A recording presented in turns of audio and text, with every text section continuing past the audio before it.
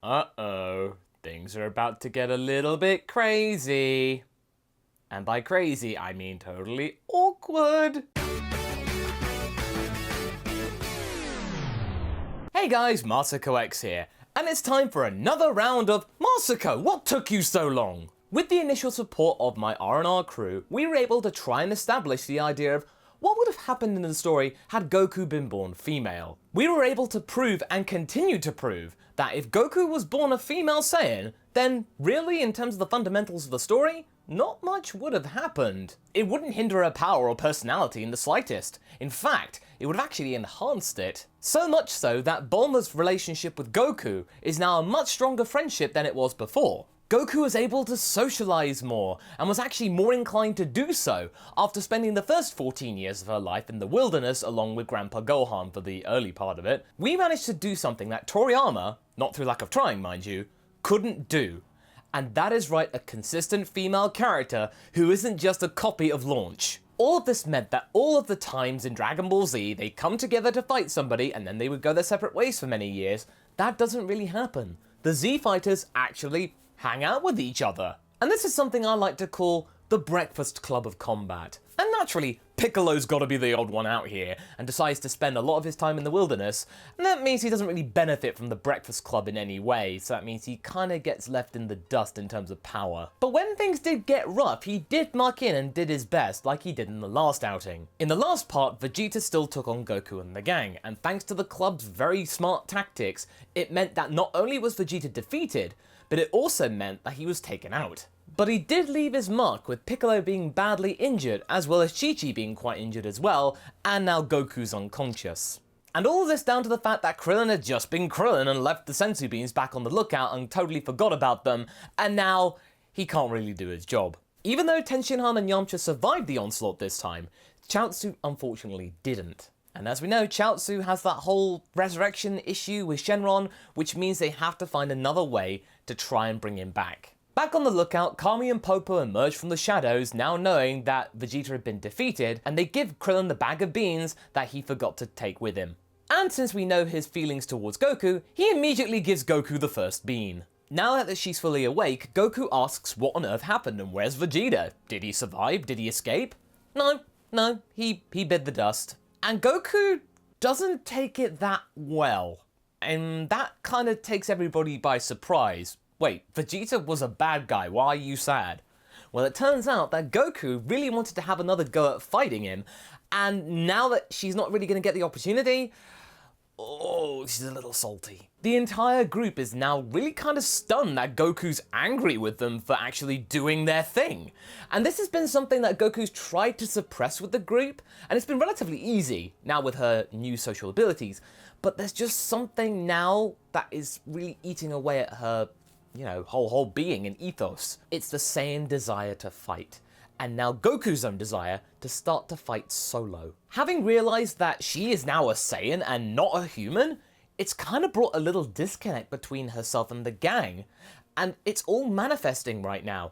Having met a Saiyan just like her, with Raditz, and now with Vegeta, who was the prince of all Saiyans, it's kind of opened her eyes in some way of what she can do, and, she's not like her friends, and it's kind of sad, but something in her mind she's just got to deal with. How this all plays out remains to be seen in the future, but for right now, everybody's got to get healed up, and they still got to try and figure out what they're going to do about the whole Chaozu situation. They don't have the traditional salvo of Krillin overhearing Vegeta and Nappa talking about Namek and maybe their set of Dragon Balls, because when Vegeta and Nappa arrived, Piccolo wasn't there. Popo decides to show the revelation, or the idea, that maybe this has all got something to do about where Kami came from, something that he's been holding on to for a long time. So we then hear about the ship that Kami came in all of those years ago. With this new revelation, Goku is absolutely excited to get into another adventure and immediately flies up to Capture Corp to try and get Bulma to do her scientific things. With Bulma now at the lookout, looking a little bit windswept because Goku had literally just picked her up and took her to the lookout, Mr. Popo takes Bulma to the location where the ship is. They do their thing as in the original anime. Bulma's now working on the ship, and they now are able to recover one of the Saiyan pods. That means Dr. Briefs is now doing his thing with building the bigger spaceship with a now included gravity chamber. With the rest of the gang preparing to go to Namek, so everyone's together and like, Okay, it's a little bit weird and a little bit rapid, but hey, another chance to have an adventure with the Breakfast Club of Combat, right? Not quite. Goku suggests to the gang that they go on without her and she'll come in the second ship that Dr. Briefs is working on. The group are now getting really confused and actually a little frustrated. Goku can sense this, and she's going, well, don't worry, I'm still gonna come, I'm just gonna be a couple of days behind you. But Goku's really quite lackadaisical right now, because at the moment, there's no real big threat, this is just another adventure. They go to Namek, get the Dragon Balls, do the wish, and then they come home. Chi-Chi and Tenshinhan are really getting angry about this, but Yamcha's doing his best to try and calm the situation down, because he doesn't want the gang to just, break up. Yamcha takes charge and says, don't worry Goku, everything will be fine. We can handle any first wave. The three of them then walk off, two of them in a half, to go and then prepare some more. But with Krillin, he stays there, looking really sheepish. Goku then just asks Krillin what's up, and very splutteringly and very frantically, Krillin just goes, well, I want to go with you to Namek, Goku! Goku then just blinks for a while, looking a bit confused, and just goes, huh, okay. What, really? Krillin looks kind of relieved, but also kind of nervous. This is a chance to be alone with Goku for a few days. Oh my, what on earth could happen? But in Goku's mind right now, it's just like, get to train with one of my best friends. But Krillin knows that everybody's not in the best mood right now, so really he waits until the day they're about to leave to drop that bombshell. And things do go the way that he suspected. Chi-Chi is absolutely fuming right now. But again, Yamcha's the one to try and be the mediator here and immediately knows what Krillin's up to. And he's going, oh, Krillin, you sly dog, you! Krillin blushes profusely. Goku again looks confused at the whole situation. And Tenshinhan and Chi-Chi, they're just holding their arms like this and they're just going, they know what's going on, and of course, that's why Krillin's going with Goku. But then Bulma chimes in and agrees with Yamcha that, yeah, Krillin should go with Goku. This kind of surprises Chi-Chi and Tenshinhan. Why? Why does she agree with Yamcha and Krillin? Chi-Chi then decides to let everything loose and protest that she wanted to go with Goku as well, so that means they can train and be together some more. They want to keep the team together, not break it apart. But Bulma then decides to assert her authority. She is going to be piloting the first ship, and she insists that Chi-Chi comes along with her. Bulma wants to help Krillin, not just because she wants to be a friend or anything, but Krillin has just been simpering and moaning about, oh, I'll never get to be with Goku for years. Finally, this is the chance for Krillin to shut up about it and move on. Either it happens, or it doesn't. Masako, why are you doing things like this? Why are you breaking up the team right now? Well, I kind of feel like this might be a good opportunity for characters that don't get to interact with each other alone, away from Goku, to actually do that. And also, I feel like with Goku's really odd behavior right now, I think this would actually conspire a feeling of mutiny, or some kind of an idea that there are negative feelings in the air right now with the group. So with them going off in the other ship, this is just reinforcing that to add some conflict. Because if we just had them be the same group all the time, it really would not be that exciting of a story now, would it? It would make them think, is this Saiyan revelation changing Goku for the worse? Meanwhile, Goku and Krillin set off on the other ship a few days later, with Goku keen to get on with the gravity training, and thankful that Krillin's there to be some kind of sparring partner. This is going to make the training even better. Krillin's not exactly that excited about revisiting 10 times Earth gravity, and is absolutely terrified at the idea of anything more than that, but this is a chance to be alone with Goku, so he'll take it. So far, the training's progressing rather well. Both of them know the powers of Kaioken, so that means the training can be even greater. They can just go up with the Kaioken scale, and really show that Krillin can really master it, but at the same time, it's even becoming clear to Krillin that Goku's physiology is really different. Krillin's then realised that every time Goku's fought and then recovered, she got quite a lot stronger than they did. So maybe this whole boost might make Goku way stronger than them in the future. Krillin's starting to overthink and really beginning to panic. Oh my god, Goku might leave us. She might not need us anymore. She might abandon us. I might never get to see her again. I've got to ask her now. He then stumbly says that, yeah, I have feelings for you, Goku. Goku is just confused again and asks what Krillin means by that. Krillin then steadies himself and then just states that he's had this feeling about Goku for years. He absolutely admires her strength and prowess in combat, as well as her personality. She is just something that he idolizes and really just feels proud of, not just as a friend, but as maybe something more. And so far this sounds kind of nice and kind of sweet.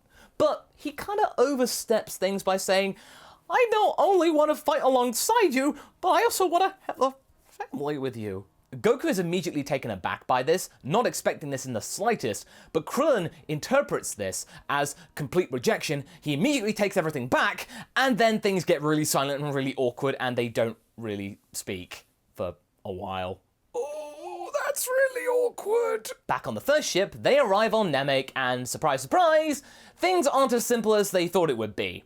Everyone's wearing similar armor to what Vegeta wore. From here, the events on Namek play out similarly to what they do in the anime, with the difference being that instead of Gohan and Krillin being the first assault, it's Chi-Chi, Tenshinhan, and Yamcha doing that thing. Yamcha does offer to protect Bulma, but she's like, nah, I'm good, I can manage. We're well hidden, and I really gotta do this anyway. The gang had been able to do a little bit of training on the ship, and it does mean that everybody is now in the 4,000 to 5,000 power level mark. We then move on to the point when Dodoria has taken out a Namekian village and is about to round up on Dende, but then Yamcha and Tenshinhan step in, saying that they're not going to let any more children be taken out by these monsters. They're then chased by Dodoria, but they are able to pull out a double solar flare. This not only gives them the time to escape, but it also gives them the time to be able to get Dende to safety back in the cave. Chi-Chi wants to try and take advantage of this situation and take out Dodoria, but something's telling her that this power is way more that she can handle on her own. She needs the team together, and she curses Goku under her breath.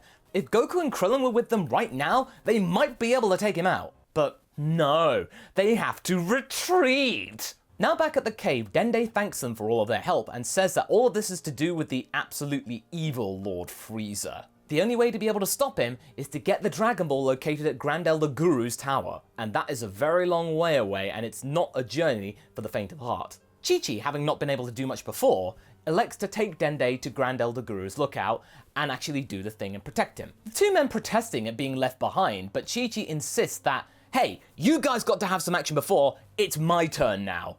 This is just festering evil negative emotions in this team. It's really starting to break up here, and they can feel it. It's a little bit tense. She then storms off with Dende. Bulma comes out and asks what is going on with all of these raised voices. But then Tenshinhan and Yamcha, they're just going, I don't know. All of this starting from the fight with Vegeta. And speaking of Vegeta, now that Vegeta's not here, it does give our heroes a little bit of a chance to blend in with the surroundings. All they have to do is suppress their power levels, so that means the scouters can't pick them up, and they should be home free. The goons can't sense energy normally, so just this hiding of power levels would be enough. However, Dodoria is still alive here, and he's able to get back to Frieza's ship and report that he saw two non-Namekians around, probably scouting around for the Dragon Balls. And Frieza is absolutely delighted at non-Namekians being here for a change. It's something rather interesting. But he's not going to act on it right now. When the time is right, I'll let you, Dodoria and Zarbon, take them out. Consider this a bonus. And Dodoria is more than happy to do the deed. And that's where we're going to leave things for right now. So what do you guys think? What do you think will happen between Goku and Krillin? What do you think the potential that Guru could unlock could mean for the rest of the Breakfast Club? Leave a comment below and let's get this discussion going. Anyway, I hope you enjoyed this video. Until the next one, be sure to like and subscribe. Catch you later!